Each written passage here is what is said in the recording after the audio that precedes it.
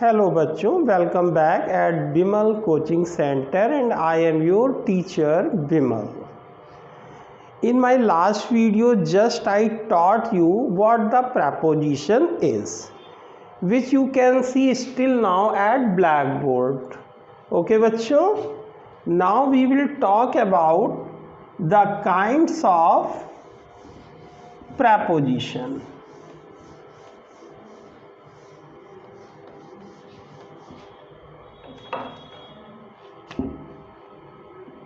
Kinds of preposition.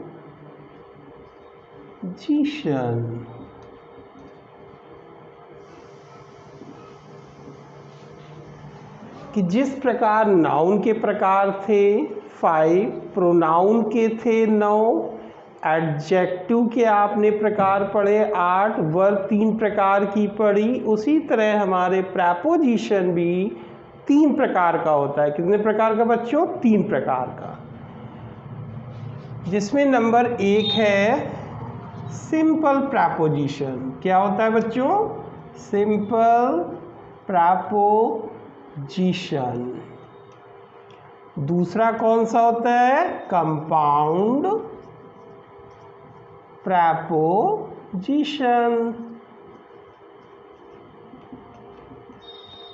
और तीसरा होता है फ्रेज प्रेपोजिशन।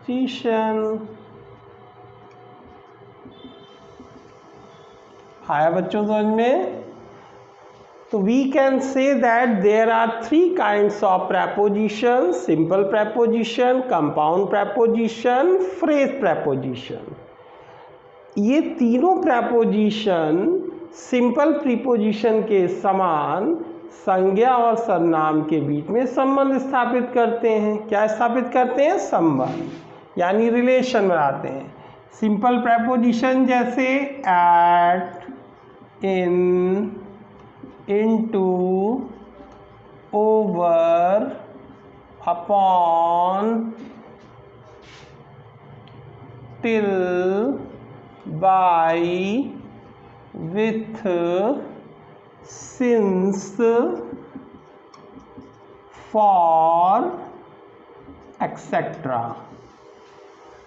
ये सब आते हैं सिंपल प्रेपो। ये सब और है, जब आगे प्रेपोजिशन आप चैप्टर कभी पढ़ेंगे उसमें आप बहुत सारी नई बातों को भी जानेंगे। इन सब का काम क्या है? संज्ञा और सर्वनाम के बीच में संबंध स्थापित करना। जैसे at, look at white board. In, I was in America last year. He is coming into the room. An aeroplane was flying over my roof.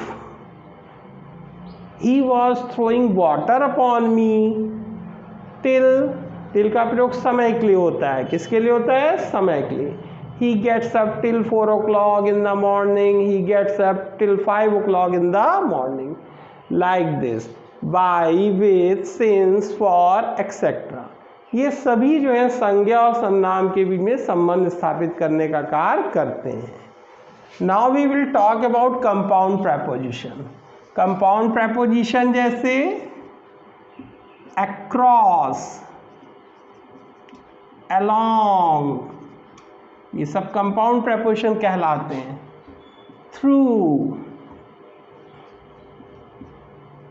आया बच्चों समझ में? between, among, amongst,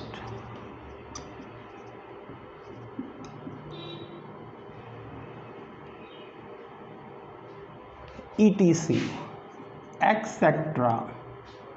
इनका काम भी वही है जो सिंपल प्रेपोजिशन का है, यानी ये भी संज्ञा और सर्वनाम के बीच में संबंध स्थापित करते हैं।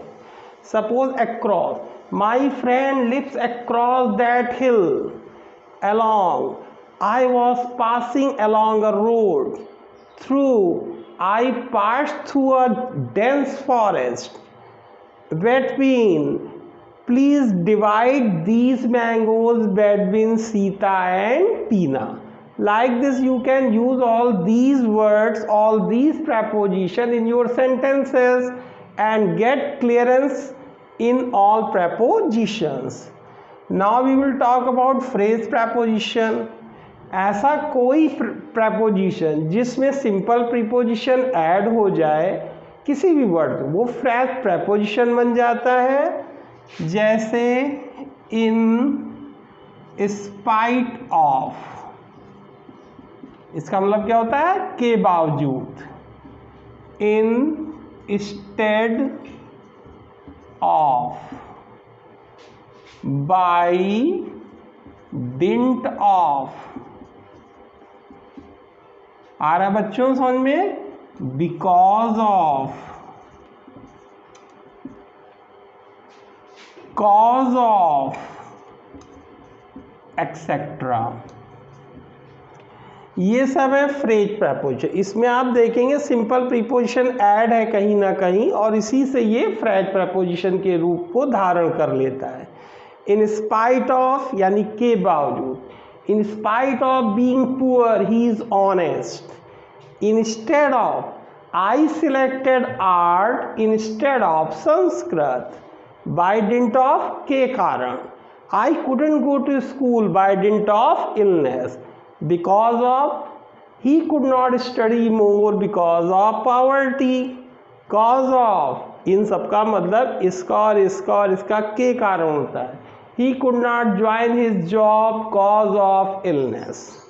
तो ये 3 तरह के preposition हैं जो पहले, इससे पहले का जो वीडियो है preposition, उसी का ये दूसरा पार्ट या उसी का ये जुड़ा हुआ भाग है. पहले वीडियो में आपने प्रेपोजिशन की डेफिनेशन पढ़ी और उसके बाद ये उसके काइंड्स हैं. आया बच्चों समझ में? इसको रिपीट करें, रिवाइज करें और try to speak all these words, all these parts of speech in your sentences. Bye bye.